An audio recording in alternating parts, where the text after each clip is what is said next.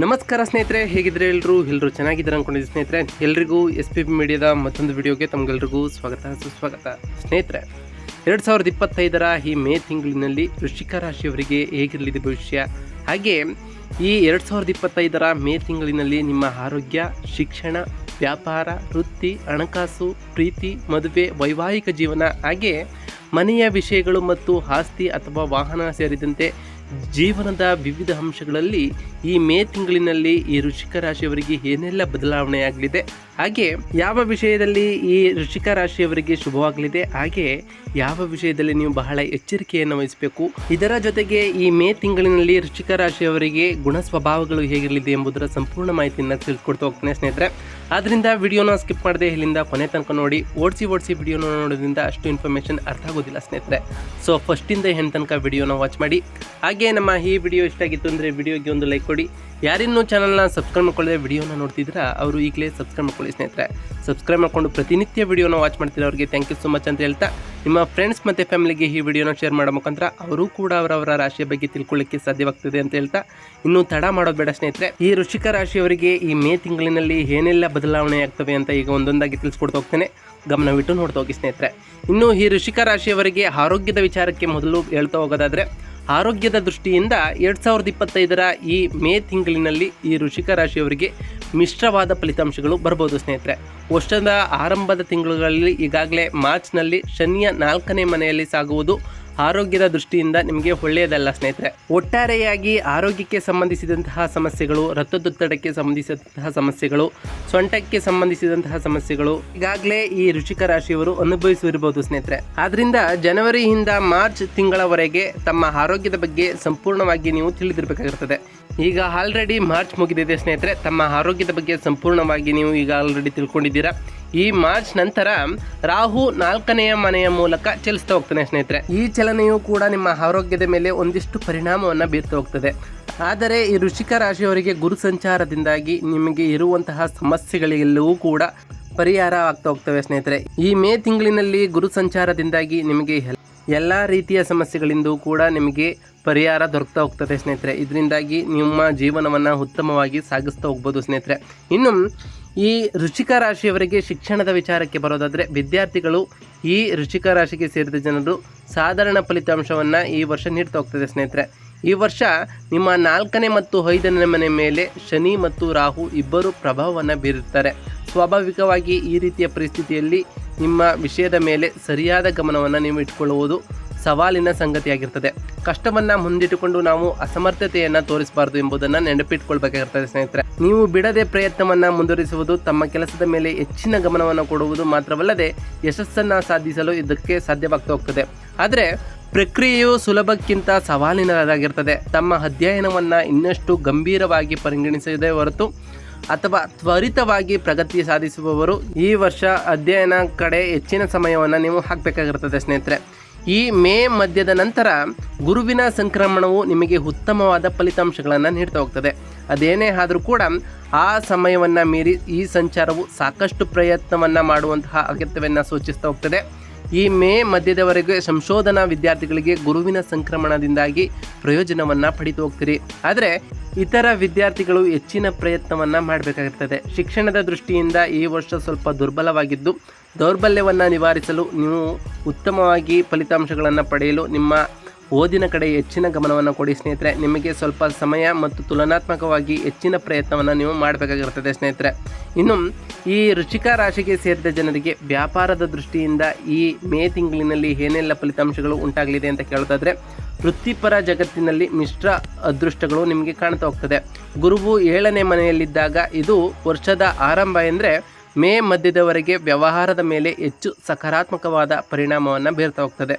ಇದರಿಂದಾಗಿ ಈ ಸಮಯ ನಿಮಗೆ ಹೊಸ ವ್ಯವಹಾರಗಳನ್ನು ಪ್ರಾರಂಭಿಸಲು ಅಥವಾ ವ್ಯಾಪಾರವನ್ನು ಪ್ರಯೋಗಗಳನ್ನು ಮಾಡಲು ಅನುಕೂಲಕರವಾಗಿರ್ತದೆ ಸ್ನೇಹಿತರೆ. ಏನೇ ಹೊಸ ಪ್ರಯೋಗಗಳನ್ನು ನೀವು ಮಾಡಬೇಕಾದ್ರೂ ಈ ಅವಧಿಯಲ್ಲಿ ಮಾಡಿದರೆ ಉತ್ತಮವಾಗಿರ್ತದೆ. ಇದರಿಂದ ನಿಮಗೆ ಉತ್ತಮವಾದ ಫಲಿತಾಂಶಗಳು ಕೂಡ ಸಿಗ್ತಾ ಹೋಗ್ತದೆ. 2025ರ ಈ ವೃಶ್ಚಿಕ ರಾಶಿಯ ಭವಿಷ್ಯದ ಪ್ರಕಾರ ಮೇ ಮಧ್ಯದ ನಂತರ 8ನೇ ಮನೆಯಲ್ಲಿ ಗುರುವು ಸಾಗ್ತಾ ಹೋಗ್ತಾನೆ ಸ್ನೇಹಿತರೆ. ರಾಹು 4ನೇ ಮನೆಯಲ್ಲಿ ಸಾಗ್ತಾ ಹೋಗ್ತಾನೆ. 10ನೇ ಮನೆಯಲ್ಲಿ ಕೇತು ಸಂಚಾರವನ್ನು ಮಾಡ್ತಾ ಹೋಗ್ತದೆ. ಹೊಸ ವ್ಯವಹಾರ ನಿರ್ಧಾರಗಳನ್ನು ಮಾಡಬೇಕು ಅಂತ ಅನ್ಕೊಂಡಿರುವವರು ಈ ಟೈಮ್ನಲ್ಲಿ ಮಾಡುವುದು ಉತ್ತಮವಾಗಿರ್ತದೆ. ಏನೇ ನಡೆಯುತ್ತಿದ್ರೂ ಅದನ್ನು ಉಳಿಸಿಕೊಳ್ಳುವಂತಹ ಅವಶ್ಯಕತೆ ನಿಮಗೆ ಇರ್ತಾ ಹೋಗ್ತದೆ. ನಿಮ್ಮ ಪ್ರದೇಶದ ಹಿರಿಯ ಜನರನ್ನು ಸಂಪರ್ಕಿಸುವ ಅವಕಾಶಗಳು ಕೂಡ ನಿಮಗೆ ಅವಶ್ಯಕತೆ ಆಗಿರ್ತದೆ ಸ್ನೇಹಿತರೆ. ನಿಮ್ಮ ಕ್ಷೇತ್ರದ ವ್ಯಕ್ತಿಯೊಂದಿಗೆ ನೀವು ಸಂಪರ್ಕದಲ್ಲಿದ್ದರೆ ಅವರೊಂದಿಗೆ ಗೌರವಯುತವಾದಂತಹ ಸಂವಹನವನ್ನು ಕಾಪಾಡಿಕೊಳ್ಳಿ. ಇನ್ನೊಂದು ಕಡೆ ನಿಮಗೆ ಉತ್ತಮವಾದ ಪ್ರತಿಕ್ರಿಯೆ ಬರದಿದ್ರೂ ಕೂಡ ವಾದ ಮಾಡುವ ಅಥವಾ ಬಂಡಾಯ ಮಾಡುವ ಬದಲು ಅವನನ್ನು ಮೆಚ್ಚಿಸುವಂತಹ ಅವಶ್ಯಕತೆಯೂ ಕೂಡ ನಿಮಗೆ ಇರ್ತಾ ಹೋಗ್ತದೆ. ಆಗ ಮಾತ್ರ ನಿಮ್ಮ ವ್ಯವಹಾರವನ್ನು ಮುಂದುವರಿಸಲು ನಿಮಗೆ ಸಾಧ್ಯವಾಗ್ತಾ ಹೋಗ್ತದೆ. ಅದು ಅವರಿಗೆ ನಿರಂತರ ಗೌರವದ ಅಗತ್ಯವಿರ್ತದೆ. ಇಲ್ಲದಿದ್ದರೆ ಆ ವ್ಯಕ್ತಿಯು ನಿಮ್ಮನ್ನು ಬೆಂಬಲಿಸುವುದನ್ನು ನಿಲ್ಲಿಸ್ಬೋದು. ಅದು ನಿಮಗೆ ದುರದೃಷ್ಟವಾಗಿರ್ತದೆ ಸ್ನೇಹಿತರೆ. ಅಂತಹ ಪರಿಸ್ಥಿತಿಯಲ್ಲಿ ನೀವು ವ್ಯವಹಾರವನ್ನು ಚಾಲನೆಯಲ್ಲಿಡಲು ನಿಮ್ಮ ಹಿರಿಯರ ಮಾರ್ಗದರ್ಶನದ ಜೊತೆಗೆ ನಿಮ್ಮ ಅನುಭವದ ಪ್ರಕಾರ ಕೆಲಸವನ್ನು ಮಾಡುವುದು ಉತ್ತಮವಾಗಿರ್ತದೆ ಸ್ನೇಹಿತರೆ. ಇನ್ನು ಈ ವೃಶ್ಚಿಕ ರಾಶಿಗೆ ಸೇರಿದ ಜನರಿಗೆ ವೃತ್ತಿ ಜೀವನ ಹೇಗಿರಲಿದೆ ಈ ಮೇ ತಿಂಗಳಿನಲ್ಲಿ ಅಂತ ಕೇಳೋದಾದರೆ, ಈ ವರ್ಷವು ತಮ್ಮ ವೃತ್ತಿ ಜೀವನದಲ್ಲಿ ಮಿಶ್ರ ಅದೃಷ್ಟವನ್ನು ಅನುಭವಿಸ್ತಾ ಹೋಗ್ತೀರಿ. ಈ ವರ್ಷ 6ನೇ ಮನೆಯ ಅಧಿಪತಿಯಾದಂತಹ ಮಂಗಳನು ಕೆಲವೊಮ್ಮೆ ಬಲವಾದ ಫಲಿತಾಂಶಗಳನ್ನು ನಿಮಗೆ ನೀಡ್ಬೋದು. ಇನ್ನು ಕೆಲವು ಬಾರಿ ಕಳಪೆ ಫಲಿತಾಂಶಗಳನ್ನು ಕೂಡ ನೀಡ್ಬೋದು ಸ್ನೇಹಿತರೆ. ಮಂಗಳವು ನಿಮ್ಮ ಹೆಚ್ಚಿನ ಸಮಯ ಸರಾಸರಿ ಫಲಿತಾಂಶಗಳನ್ನು ನೀಡುವಂತಿರುತ್ತಾ ತೋರ್ತದೆ. ಶನಿಯು ವರ್ಷದ ಆರಂಭ ಅಂದರೆ ಮಾರ್ಚ್ ತಿಂಗಳಿನಲ್ಲಿ ಈಗಾಗಲೇ 6ನೇ ಮನೆಯಲ್ಲಿ ಇದ್ದು ಪರಿಣಾಮವಾಗಿ ಕೆಲಸದಲ್ಲಿ ಇನ್ನೂ ಕೆಲವು ಅತೃಪ್ತಿಗಳು ನಿಮಗೆ ಆಲ್ರೆಡಿ ಬಂದಿರ್ಬೋದು ಸ್ನೇಹಿತರೆ. ಈ ಮಾರ್ಚ್ ಕಳೆದ ನಂತರ ಶನಿಯ ಸ್ಥಾನದ ಬದಲಾವಣೆಯಿಂದಾಗಿ ನೀವು ನಿಮ್ಮ ಕೆಲಸದಲ್ಲಿ ತೃಪ್ತರಾಗಿರ್ಬೋದು ಅಥವಾ ಹೆಚ್ಚಿನ ಮಟ್ಟಿಗೆ ಉತ್ತಮವಾದದ್ದನ್ನು ಅನುಭವಿಸಿರ್ಬೋದು ಸ್ನೇಹಿತರೆ. ಈ ಮೇ ತಿಂಗಳಿನಲ್ಲಿ ಮೇ ಮಧ್ಯದ ವೇಳೆಗೆ ಗುರುವು ಲಾಭದ ಮನೆಯನ್ನು ನೋಡ್ತಾ ಇರ್ತಾನೆ ಮತ್ತು ಅನುಕೂಲಕರವಾದಂತಹ ಫಲಿತಾಂಶಗಳನ್ನು ಒದಗಿಸಲು ಮತ್ತು ಪ್ರಯತ್ನವನ್ನು ಮಾಡಲು ಒಳ್ಳೆಯ ಅವಕಾಶಗಳು ಕೂಡ ನಿಮಗೆ ಸಿಗ್ತಾ ಹೋಗ್ತದೆ. ಹೀಗಾಗಿ ನೀವು ಮೇ ತಿಂಗಳವರೆಗೆ ಕೆಲಸದಲ್ಲಿ ಪ್ರಗತಿಯನ್ನು ಕಾಣ್ತಾ ಹೋಗ್ತೀರಿ. ಈ ಸಮಯದಲ್ಲಿ ನೀವು ಉದ್ಯೋಗಗಳನ್ನು ಬದಲಾಯಿಸುವಂತಹ ಯೋಚನೆ ನಿಮಗೆ ಇದ್ದರೆ ಈ ಮೇ ಮಧ್ಯದ ನಂತರ ಅವಧಿಯು ನಿಮಗೆ ಧನಾತ್ಮಕವಾಗಿರ್ತದೆ. ನೀವು ಬಯಸಿದರೆ ಈ ಟೈಮ್ನಲ್ಲಿ ಮುಂದುವರಿಬೋದು ಸ್ನೇಹಿತರೆ. ಮೇ ಮಧ್ಯದ ನಂತರ ವಿಷಯಗಳು ಇನ್ನೂ ಸ್ವಲ್ಪ ಸವಾಲಾಗಿರ್ಬೋದು. ವಿದೇಶದಲ್ಲಿ ಕೆಲಸ ಮಾಡುವಂಥವರಿಗೆ ಈ ಅವಧಿಯು ಯಶಸ್ಸನ್ನು ಕಾಣಲು ಸಾಧ್ಯವಾಗ್ತಾ ಹೋಗ್ತದೆ ಸ್ನೇಹಿತರೆ. ಇನ್ನು ಈ ರಾಶಿಗೆ ಸೇರಿದ ಜನರಿಗೆ ಆರ್ಥಿಕ ವ್ಯವಸ್ಥೆ, ನಿಮ್ಮ ಹಣಕಾಸಿನ ವ್ಯವಸ್ಥೆ ಹೇಗಿರಲಿದೆ ಅಂತ ಕೇಳೋದಾದರೆ, ಈ ವರ್ಷವು ನಿಮ್ಮ ಹಣದ ವ್ಯವಹಾರಗಳಲ್ಲಿ ಮಿಶ್ರ ಅದೃಷ್ಟಗಳನ್ನು ಕಾಣ್ತಾ ಹೋಗ್ತೀರಿ ಸ್ನೇಹಿತರೆ.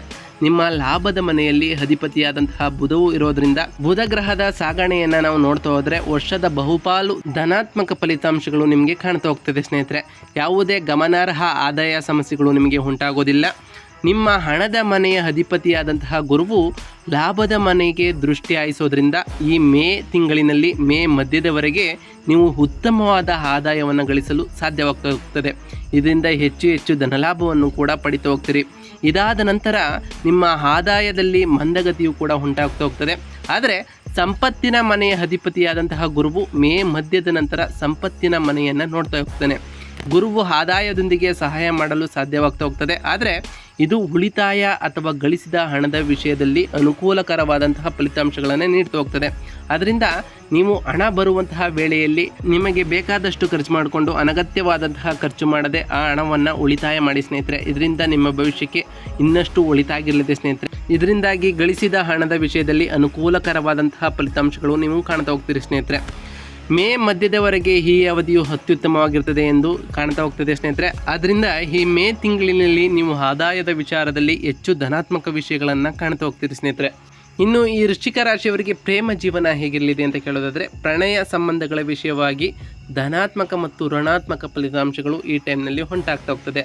ಪ್ರೀತಿಯ ಬಗ್ಗೆ ಹೇಳೋದಾದರೆ 5ನೇ ಮನೆಯಲ್ಲಿ ರಾಹು ಕೇತುಗಳ ಪ್ರಭಾವವು ಮೇ ತಿಂಗಳ ನಂತರ ಮುಕ್ತಾಯವಾಗ್ತದೆ. ಈ ರೀತಿಯ ಪರಿಸ್ಥಿತಿಯು ತಪ್ಪು ಸಂವಹನವನ್ನು ತೆರವುಗೊಳಿಸಲು ಸಾಧ್ಯವಾಗ್ತಾ ಹೋಗ್ತದೆ. ಪ್ರಣಯ ಸಂಬಂಧಗಳ ಕುರಿತು ನಿಮ್ಮ ದೃಷ್ಟಿಕೋನವನ್ನು ಸುಧಾರಿಸ್ತಾ ಹೋಗ್ತದೆ ಮತ್ತು ಹೆಚ್ಚು ಪ್ರಾಮಾಣಿಕವಾಗಿರ್ತದೆ ಸ್ನೇಹಿತರೆ. ಆದರೆ ಈಗಾಗಲೇ ಕಳೆದಿರುವಂತಹ ಮಾರ್ಚ್ನಿಂದ ಪ್ರಾರಂಭವಾಗುವಂತಹ ಶನಿ 5ನೇ ಮನೆಯ ಮೂಲಕ ಸಾಕ್ತಾ ಇರೋದ್ರಿಂದ ಇದು ಪ್ರಣಯ ಸಂಬಂಧಗಳಲ್ಲಿ ಆಸಕ್ತಿಯ ಕೊರತೆಯನ್ನು ಈಗಾಗಲೇ ನಿಮ್ಮಲ್ಲಿ ಉಂಟು ಮಾಡಿರ್ಬೋದು. ಪ್ರಾಮಾಣಿಕವಾಗಿ ಪ್ರೀತಿಯಲ್ಲಿರುವಂಥವರಿಗೆ ಶನಿಯ ಪ್ರಭಾವದಿಂದಾಗಿ ಉತ್ತಮವಾದಂತಹ ಪ್ರಯೋಜನಗಳು ಕೂಡ ನೀವು ಪಡೆದಿರ್ಬೋದು ಸ್ನೇಹಿತರೆ. ನಿಮ್ಮ ಪ್ರೀತಿ ನಿಜವಾಗಿದ್ದರೆ ನೀವು ಪರಸ್ಪರರ ಬಗ್ಗೆ ಪ್ರಾಮಾಣಿಕವಾಗಿ ಕಾಳಜಿ ವಹಿಸಿದರೆ ಮತ್ತು ಭವಿಷ್ಯದಲ್ಲಿ ನೀವು ಮದುವೆಯಾಗಲು ಯೋಚಿಸುತ್ತಿದ್ದರೆ ನೀವು ಉತ್ತಮವಾದ ಫಲಿತಾಂಶಗಳನ್ನು ಕಾಣ್ತಾ ಹೋಗ್ತೀರಿ. ಈ ಮೇ ತಿಂಗಳಲ್ಲಿ ಗುರು ಸಂಚಾರದಿಂದ ನೀವು ಪ್ರಯೋಜನವನ್ನು ಪಡೀತಾ ಹೋಗ್ತೀರಿ ಸ್ನೇಹಿತರೆ. ಈ ರೀತಿಯಾಗಿ ವರ್ಷದ ಮೊದಲ ಕೆಲವು ತಿಂಗಳುಗಳಲ್ಲಿ ನಿಮ್ಮ ಪ್ರೀತಿಯ ಜೀವನವನ್ನು ಉತ್ತಮವಾಗಿ ಆನಂದಿಸಲು ನಿಮಗೆ ಸಾಧ್ಯವಾಗ್ತಾ ಹೋಗ್ತದೆ. ಇನ್ನು ಈ ವೃಶ್ಚಿಕ ರಾಶಿಗೆ ಸೇರಿದ ಜನರಿಗೆ ವೈವಾಹಿಕ ಜೀವನ ಹೇಗಿರಲಿದೆ ಅಂತ ಕೇಳೋದಾದರೆ, ನೀವು ಮದುವೆಗೆ ವಯಸ್ಸನ್ನು ತಲುಪಿದ ಅಥವಾ ನಿರಂತರವಾಗಿ ಸೂಕ್ತವಾದವರನ್ನು ನೀವು ಬಯಸುತ್ತಿರುವಂತಹ ಈ ವೃಶ್ಚಿಕ ರಾಶಿಗೆ ಸೇರಿದ ಜನರು ಈ ನಿಟ್ಟಿನಲ್ಲಿ ವರ್ಷದ ಮೊದಲಾರ್ಧವು ನಿಮಗೆ ಸಾಕಷ್ಟು ಪ್ರಯೋಜನಕಾರಿಯಾಗಿರುತ್ತದೆ ಸ್ನೇಹಿತರೆ. ನಿರ್ದಿಷ್ಟವಾಗಿ ಹೇಳೋದಾದರೆ ಮೇ ಮಧ್ಯದವರೆಗಿನ ಈ ಅವಧಿಯು ಅತ್ಯುತ್ತಮವಾದಂತಹ ಫಲಿತಾಂಶಗಳನ್ನು ನೀಡ್ತಾ ಹೋಗ್ತದೆ. ಈ ಅವಧಿಯಲ್ಲಿ ನಿಮ್ಮ 5ನೇ ಮನೆಯ ಅಧಿಪತಿಯಾಗಿರುವಂತಹ ಗುರುವು 7ನೇ ಮನೆಯಲ್ಲಿ ಇರ್ತಾರೆ ಸ್ನೇಹಿತರೆ. ಇದು ಮದುವೆಗೆ ಸಾಕಷ್ಟು ಉಪಯುಕ್ತವಾಗುವಂತಹ ಕಾಲವಾಗಿದೆ. ಇದಲ್ಲದೆ ಪ್ರೇಮ ವಿವಾಹವನ್ನು ಬಯಸುವಂತಹ ನಿಜವಾದ ಪ್ರೇಮಿಗಳ ಆಸೆಗಳನ್ನು ಪೂರೈಸಲು ಇದು ನಿಮಗೆ ಸಹಾಯ ಮಾಡ್ತಾ ಹೋಗ್ತದೆ. ಮೇ ಮಧ್ಯದ ನಂತರ ಫಲಿತಾಂಶಗಳು ಹೆಚ್ಚು ಸುಧಾರಿಸಬಹುದು ಸ್ನೇಹಿತರೆ. ಅಂತಹ ಸಂದರ್ಭದಲ್ಲಿ ವರ್ಷದ ಮೊದಲಾರ್ಧದಲ್ಲಿ ಮದುವೆಯ ತಯಾರಿ ವಿಧಾನವನ್ನು ಅಂತಿಮಗೊಳಿಸಲು ಸಲಹೆಯನ್ನು ನೀಡಲಾಗ್ತದೆ ಸ್ನೇಹಿತರೆ. ಹೆಚ್ಚುವರಿಯಾಗಿ ಹೇಳೋದಾದರೆ ವೈವಾಹಿಕ ಸಂಬಂಧಿತ ಸಮಸ್ಯೆಗಳಲ್ಲಿ ಉತ್ತಮವಾದ ಫಲಿತಾಂಶಗಳನ್ನು ನೀವು ಕಾಣ್ತಾ ಹೋಗ್ತೀರಿ ಸ್ನೇಹಿತರೆ. ಗುರುವು 8ನೇ ಮನೆಯಲ್ಲಿ ಉಳಿಯುತ್ತಾನೆ ಮತ್ತು ಶನಿಯು ವರ್ಷದ ದ್ವಿತೀಯಾರ್ಧದಲ್ಲಿ 7ನೇ ಮನೆಯ ಮೇಲೆ ದೃಷ್ಟಿಯನ್ನು ಹಾಯಿಸ್ತಾನೆ. ಅದರಿಂದ ಕೆಲವು ವ್ಯತ್ಯಾಸಗಳು ಅಥವಾ ಅಸಮತೋಲನಗಳನ್ನು ನೀವು ಕಾಣ್ಬೋದು. ವರ್ಷದ ಮೊದಲಾರ್ಧದಲ್ಲಿ ನಿಮ್ಮ ವೈವಾಹಿಕ ಜೀವನವನ್ನು ನೀವು ಹೆಚ್ಚು ಆನಂದಿಸಲು ಸಾಧ್ಯವಾಗ್ತಾ ಹೋಗ್ತದೆ. ಆದ್ದರಿಂದ ಈ ಮೇ ತಿಂಗಳಿನಲ್ಲಿ ಮದುವೆಯಾಗಲು ಬಯಸುವಂತಹವರಿಗೆ ಇದು ಉತ್ತಮವಾದಂತಹ ಕಾಲವಾಗಿರಲಿದೆ ಸ್ನೇಹಿತರೆ. ಇನ್ನು ಈ ವೃಶ್ಚಿಕ ರಾಶಿಗೆ ಸೇರಿದ ಜನರಿಗೆ ಕೌಟುಂಬಿಕ ಜೀವನ ಈ ಮೇ ತಿಂಗಳಿನಲ್ಲಿ ಹೇಗಿರಲಿದೆ ಅಂತ ಕೇಳೋದಾದರೆ, ನಿಮ್ಮ 2ನೇ ಮನೆಯ ಅಧಿಪತಿಯಾಗಿರುವಂತಹ ಗುರುವು ಮೇ ಮಧ್ಯದವರೆಗೆ ಅನುಕೂಲಕರವಾದಂತಹ ಸ್ಥಾನದಲ್ಲಿ ಇರ್ತಾರೆ ಸ್ನೇಹಿತರೆ. ಇದು ಅನುಮೋದನೆಯನ್ನು ನೀಡಲು ಮೂಲಕ ಬಲವಾದ ಕುಟುಂಬ ಸಂಬಂಧಗಳನ್ನು ನಿರ್ವಹಣೆ ಮಾಡಲು ಬೆಂಬಲಿಸ್ತಾ ಹೋಗ್ತದೆ. 8ನೇ ಮನೆಗೆ ಗುರುವಿನ ಪ್ರವೇಶವು ಮೇ ಮಧ್ಯದ ನಂತರ ದುರ್ಬಲಗೊಳ್ಳಲು ಕಾರಣವಾಗ್ತಾ ಹೋಗ್ತದೆ. ಗುರು ಇನ್ನು 4ನೇ ಮತ್ತು 2ನೇ ಮನೆಗಳನ್ನು ನೋಡ್ತಾ ಇರೋದ್ರಿಂದ ಯಾವುದೇ ಪ್ರಮುಖ ವ್ಯತ್ಯಾಸಗಳನ್ನು ನಿಮಗೆ ಅನುಮತಿಸುವುದಿಲ್ಲ. ಆದರೆ ದುರ್ಬಲವಾಗಿರುವಂತಹ ಕಾರಣದಿಂದಾಗಿ ಈ ಮೊದಲಿನಂತೆಯೇ ಫಲಿತಾಂಶಗಳನ್ನು ನೀಡಲು ಸಾಧ್ಯವಾಗದಿರ್ಬೋದು. ಈ ಮಧ್ಯೆ 2ನೇ ಮನೆಯಲ್ಲಿ ಮಾರ್ಚ್ನಲ್ಲಿ ಪ್ರಾರಂಭ ಆಗುವಂತಹ ಶನಿಯ ಅಂಶಕ್ಕೆ ಬರ್ತಾ ಹೋಗ್ತದೆ. ಪರಿಣಾಮವಾಗಿ ಕೆಲವು ಕುಟುಂಬ ಸದಸ್ಯರಲ್ಲಿ ಅಸಮತೋಲನ ಮತ್ತು ಅಸಮಾಧಾನ ಕಾಣ್ತಾ ಹೋಗ್ತದೆ. ಕೌಟುಂಬಿಕ ಜೀವನದ ಬಗ್ಗೆ ಮಾತನಾಡ್ತಾ ಹೋದರೆ ಈ ಕೌಟುಂಬಿಕ ಜೀವನದಲ್ಲಿ ತುಲನಾತ್ಮಕವಾಗಿ ಉತ್ತಮ ಫಲಿತಾಂಶಗಳನ್ನು ನೀವು ಕಾಣ್ಬೋದಾಗಿದೆ ಸ್ನೇಹಿತರೆ. ಮೇ ತಿಂಗಳಿನಿಂದ ಪ್ರಾರಂಭವಾಗುವ 4ನೇ ಮನೆಯ ಮೇಲೆ ರಾಹುವಿನ ಪ್ರಭಾವದಿಂದಾಗಿ ಕೆಲವು ಅಡೆತಡೆಗಳು ಕಂಡುಬಂದರೂ ದೀರ್ಘಕಾಲದ ಸಮಸ್ಯೆಗಳು ಅಂತ್ಯಗೊಳ್ಳುವುದರಿಂದಾಗಿ ನೀವು ನೆಮ್ಮದಿಯ ನಿಟ್ಟುಸಿರನ್ನು ಬಿಡ್ತಾ ಹೋಗ್ತೀರಿ. 2025ರ ಪ್ರಕಾರ ಮೇ ಮಧ್ಯದ ನಂತರ ಗುರುಗ್ರಹದ ಪ್ರಭಾವವು 4ನೇ ಮನೆ ಮೇಲೆ ಇರುತ್ತದೆ ಸ್ನೇಹಿತರೆ. ಇದು ನಿಮಗೆ ಸಾಕಷ್ಟು ಸಹಾಯವನ್ನು ಮಾಡ್ತಾ ಹೋಗ್ತದೆ. ಹೀಗಾಗಿ ಕುಟುಂಬ ವಿಷಯಗಳಲ್ಲಿ ವರ್ಷದ ಮೊದಲಾರ್ಧದಲ್ಲಿ ಹೆಚ್ಚು ಯಶಸ್ವಿಯಾಗ್ತಾ ಹೋಗ್ತೀರಿ. ಇದರಿಂದಾಗಿ ನಿಮ್ಮ ಕುಟುಂಬ ಜೀವನದಲ್ಲಿ ಯಾವುದೇ ಸಮಸ್ಯೆಗಳು ಬಂದರೂ ಕೂಡ ಅದನ್ನು ನಿಭಾಯಿಸುವಂತಹ ಉತ್ತಮವಾದಂತಹ ಶಕ್ತಿಯು ಕೂಡ ನಿಮಗೆ ಇರ್ತದೆ ಸ್ನೇಹಿತರೆ. ಇದರಿಂದಾಗಿ ನಿಮಗೆ ಯಾವುದೇ ರೀತಿಯ ತೊಂದರೆಗಳು ಉಂಟಾಗೋದಿಲ್ಲ ಸ್ನೇಹಿತರೆ. ಇನ್ನು ಈ ವೃಶ್ಚಿಕ ರಾಶಿಯವರು ಭೂಮಿ, ಮನೆ, ವಾಹನವನ್ನು ಖರೀದಿಸಬೇಕು ಅಂತ ಈ ಮೇ ತಿಂಗಳಿನಲ್ಲಿ ಅಂದ್ಕೊಂಡಿದ್ರೆ ನೀವು ಸ್ವಲ್ಪ ಸಮಯದವರೆಗೆ ಕಟ್ಟಡ ಅಥವಾ ಆಸ್ತಿಯನ್ನು ಖರೀದಿಸಲು ಅಥವಾ ಮಾರಾಟ ಮಾಡಲು ಪ್ರಯತ್ನಿಸಿದರೆ, ಆದರೆ ಪ್ರಕ್ರಿಯೆಯು ಮುಂದುವರಿಯುತ್ತಿಲ್ಲವಾದರೆ ಈ ವರ್ಷದ ಈ ಕ್ಷೇತ್ರದಲ್ಲಿ ಅನುಕೂಲಕರವಾದಂತಹ ಬೆಳವಣಿಗೆಗಳನ್ನು ನೀವು ಕಾಣ್ತಾ ಹೋಗ್ತೀರಿ ಸ್ನೇಹಿತರೆ. 4ನೇ ಮನೆಯಿಂದ ಶನಿಯ ಪ್ರಭಾವವು ಕೊನೆಗೊಳ್ತಾ ಹೋಗ್ತದೆ. ವಿಶೇಷವಾಗಿ ಈಗಾಗಲೇ ಕಳೆದಿರುವಂತಹ ಮಾರ್ಚ್ ತಿಂಗಳ ನಂತರ ಇದು ಭೂಮಿ ಮತ್ತು ಕಟ್ಟಡಗಳಿಗೆ ಸಂಬಂಧಿಸಿದಂತಹ ವ್ಯವಹಾರಗಳನ್ನು ಬೇಗಗೊಳಿಸಲು ಸಹಾಯ ಮಾಡ್ತಾ ಹೋಗ್ತದೆ. ರಾಹುವಿನ ಪ್ರಭಾವವು ಈ ಮೇ ತಿಂಗಳಿನಲ್ಲಿ 4ನೇ ಮನೆಗೆ ಚಲಿಸ್ತಾ ಹೋಗ್ತದೆ. ಆದರೆ ವಿಷಯಗಳು ಒಂದೇ ಆಗಿರೋದಿಲ್ಲ ಸ್ನೇಹಿತರೆ. ಸಣ್ಣ ಅಡೆತಡೆಗಳು ಕೂಡ ಇನ್ನೂ ಸಂಭವಿಸ್ಬೋದು. ಪರಿಸ್ಥಿತಿ ಉತ್ತಮವಾಗಿರ್ತದೆ. ಪರಿಣಾಮವಾಗಿ ನಿಮಗೆ ಪರಿಹಾರವೂ ಕೂಡ ಸಿಗ್ತಾ ಹೋಗ್ತದೆ. ನೀವು ವಾಹನವನ್ನು ಖರೀದಿಸಲು ಬಂದಾಗ ಈ ಏಪ್ರಿಲ್ನಿಂದ ಮೇ ಮಧ್ಯದ ಅವಧಿಯು ಸೂಕ್ತವಾಗಿರುತ್ತದೆ ಸ್ನೇಹಿತರೆ. ವಾಹನವನ್ನು ಖರೀದಿಸುವ ಮೊದಲು ಸಮಸ್ಯೆ ಇದೆ ಎಂದು ಕೂಲಂಕುಷವಾಗಿ ಪರಿಶೀಲಿಸಿದ ನಂತರ ಮುಂದೆ ಸಾಗುವುದು ಸೂಕ್ತವಾಗಿರ್ತದೆ. ಒಟ್ಟಾರೆಯಾಗಿ ನೀವು ವಾಹನವನ್ನು ಖರೀದಿಸಲು ಈ ವರ್ಷ ಸೂಕ್ತವಾಗಿರ್ತದೆ ಸ್ನೇಹಿತರೆ. ಇನ್ನು ಈ ವೃಶ್ಚಿಕ ರಾಶಿಗೆ ಸೇರಿದ ಜನರಿಗೆ ಈ ಮೇ ತಿಂಗಳಿನಲ್ಲಿ ಏನೆಲ್ಲ ಗುಣಲಕ್ಷಣಗಳು ಕಾಣ್ತಾ ಹೋಗ್ತವೆ ಅಂತ ಒಂದೊಂದಾಗಿ ತಿಳಿಸ್ಕೊಡ್ತಾ ಹೋಗ್ತಾನೆ ಸ್ನೇಹಿತರೆ. ಗಮನವಿಟ್ಟು ನೋಡ್ತಾ ಹೋಗಿ ಸ್ನೇಹಿತರೆ. ಈ ವೃಶ್ಚಿಕ ರಾಶಿಯವರು ನಿಮ್ಮ ಬಲವಾದ ಮತ್ತು ತೀವ್ರವಾದ ವ್ಯಕ್ತಿತ್ವದ ಬಗ್ಗೆ ನಿಮಗೆ ಎಲ್ಲವೂ ತಿಳಿದಿರುತ್ತದೆ ಸ್ನೇಹಿತರೆ.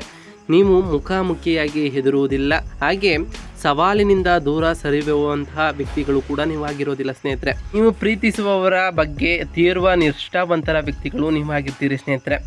ಈ ವೃಶ್ಚಿಕ ರಾಶಿಯವರಲ್ಲಿ ಕೇವಲ ಕಠಿಣ ಮತ್ತು ಬಲಶಾಗಿರುವುದಕ್ಕಿಂತ ಹೆಚ್ಚಿನಂತಹ ಅಂಶಗಳು ಕೂಡ ಕಂಡು ಬರ್ತಾ ಹೋಗ್ತದೆ. ಈ ವೃಶ್ಚಿಕ ರಾಶಿಯವರು ಸಂಪನ್ಮೂಲ ಮತ್ತು ತನಿಖೆಗೆ ಹೆಸರುವಾಸಿಯಂತಹ ವ್ಯಕ್ತಿಗಳಾಗಿರ್ತೀರಿ. ನೀವು ನಿಮಗೆ ಯಾವುದೇ ಜವಾಬ್ದಾರಿಯನ್ನು ಕೊಡಲು ಬಂದರೆ ತೆಗೆದುಕೊಳ್ಳಲು ಹೆದರುವುದಿಲ್ಲ ಸ್ನೇಹಿತರೆ. ನೀವು ಯಾವಾಗಲೂ ಉತ್ತಮವಾದ ಚರ್ಚೆಗೆ ಸಿದ್ಧರಾಗಿರ್ತೀರಿ. ಈ ವೃಶ್ಚಿಕ ರಾಶಿಯವರು ಕ್ರಿಯಾಶೀಲ, ಭಾವನಾತ್ಮಕ ಮತ್ತು ಕಾಳಜಿಯುಳ್ಳಂತಹ ವ್ಯಕ್ತಿಗಳು ನೀವಾಗಿರ್ತೀರಿ ಸ್ನೇಹಿತರೆ.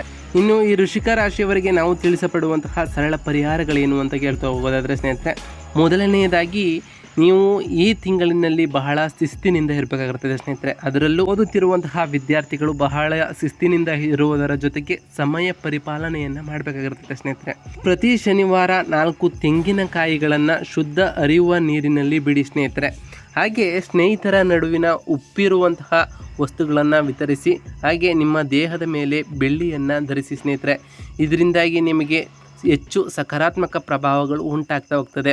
ಗುರು ಸಂಚಾರದ ಈ ಸಂದರ್ಭದಲ್ಲಿ ನೀವು ನಿಮ್ಮ ಕೌಶಲ್ಯವನ್ನು ವೃದ್ಧಿಪಡಿಸಲು ಹಾಗೆ ನಿಮ್ಮ ವಿದ್ಯಾಭ್ಯಾಸವನ್ನು ಹೆಚ್ಚಿಸಲು ನೀವು ಈ ಸಮಯವನ್ನು ಬಳಸ್ಕೊಳ್ಳಿ ಸ್ನೇಹಿತರೆ. ಇದರಿಂದಾಗಿ ನಿಮ್ಮ ಕೌಶಲ್ಯವು ಕೂಡ ವೃದ್ಧಿಯಾಗ್ತಾ ಹೋಗ್ತದೆ. ಇದರ ಜೊತೆಗೆ ಆ ಗುರುವಿನ ಕೃಪೆಯೂ ಕೂಡ ನಿಮಗೆ ಉಂಟಾಗ್ತಾ ಹೋಗ್ತದೆ ಸ್ನೇಹಿತರೆ. ಪ್ರತಿ ಶನಿವಾರ ಮಾಂಸಾಹಾರ ಮತ್ತು ಮದ್ಯಪಾನವನ್ನು ತಪ್ಪಿಸಿ ಆ ಶನಿದೇವರ ಜಪವನ್ನು ಮಾಡಿ ಸ್ನೇಹಿತರೆ. ಸಾಧ್ಯವಾದರೆ ಶನಿದೇವರ ದೇವಾಲಯಕ್ಕೆ ತೆರಳಿ ಶನಿದೇವರಿಗೆ ಪ್ರಿಯವಾದಂತಹ ಕಪ್ಪು ಎಳ್ಳಿನ ಬತ್ತಿಯನ್ನು ಹಚ್ಚೋದ್ರಿಂದ ಆ ಶನಿದೇವರ ಕೃಪೆಯೂ ಕೂಡ ನಿಮಗೆ ಉಂಟಾಗ್ತಾ ಹೋಗ್ತದೆ. ಆ ಶನಿದೇವರ ಸಕಾರಾತ್ಮಕತೆಯು ನಿಮಗೆ ಇನ್ನಷ್ಟು ಹೆಚ್ಚಾಗ್ತಾ ಹೋಗ್ತದೆ ಸ್ನೇಹಿತರೆ. ಇದಾಗಿತ್ತು ಇವತ್ತಿನ ಒಂದು ವಿಡಿಯೋ ಸ್ನೇಹಿತರೆ. ವಿಡಿಯೋ ಇಷ್ಟ ಆಗಿತ್ತು ಅಂದರೆ ವಿಡಿಯೋಗೆ ಒಂದು ಲೈಕ್ ಕೊಡಿ. ಯಾರಿನ್ನೂ ಚಾನಲ್ನ ಸಬ್ಸ್ಕ್ರೈಬ್ ಮಾಡ್ಕೊಳ್ಳದೆ ವಿಡಿಯೋ ನೋಡ್ತಿದ್ದಾರೆ ಅವರು ಈಗಲೇ ಸಬ್ಸ್ಕ್ರೈಬ್ ಮಾಡ್ಕೊಳ್ಳಿ ಸ್ನೇಹಿತರೆ.